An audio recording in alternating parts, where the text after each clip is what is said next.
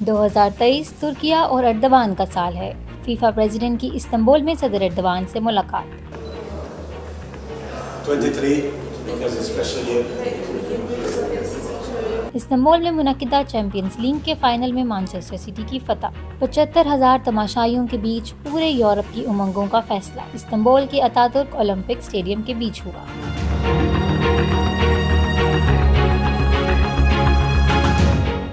UEFA Europe का सबसे बड़ा क्लब फुटबॉल इवेंट है, जिसे यूरोपियन चैंपियंस लीग या union of European football association champions league कहा जाता है, जिसमें यूरोप के तमाम क्लब्स शिरकत करते हैं। यूरोपीय फुटबॉल का ये दस्तूर है कि हर मुल्क में एक फुटबॉल लीग मुनक्किद होती है, जिसमें नुमाया कामयाबी हासिल करने वाले क्लब फिर पूरे यूरोप की सतह पर होने वाली लीग में मुकाबला करते हैं। बाज़ ममालिक के 1 से ज्यादा क्लब्स भी इन लीग्स में हिस्सा लेते हैं।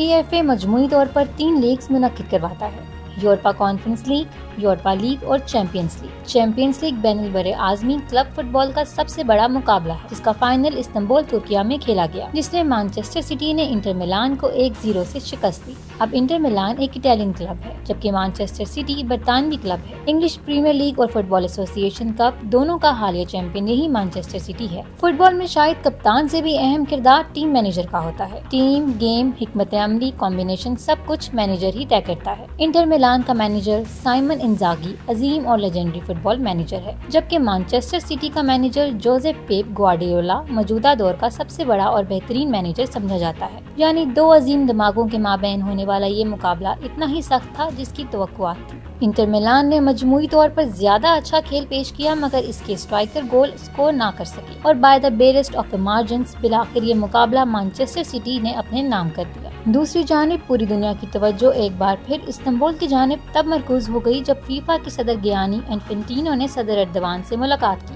इस मौका पर फीफा सदर ने सदर अर्दवान को 23 नंबर की फीफा शर्ट भी पेश की और ये भी कहा कि 23 यानी 2023 अर्दवान और तुर्किया का साल है। 23 special year.